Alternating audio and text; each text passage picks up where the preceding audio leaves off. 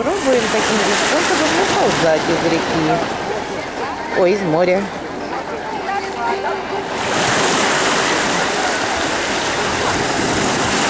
Одновременный массаж и тренировки.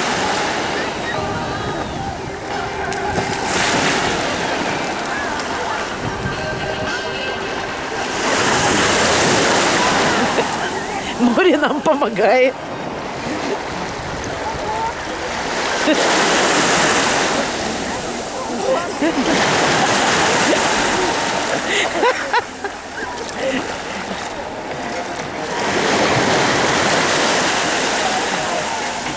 Массаж плюс тренировка мышц.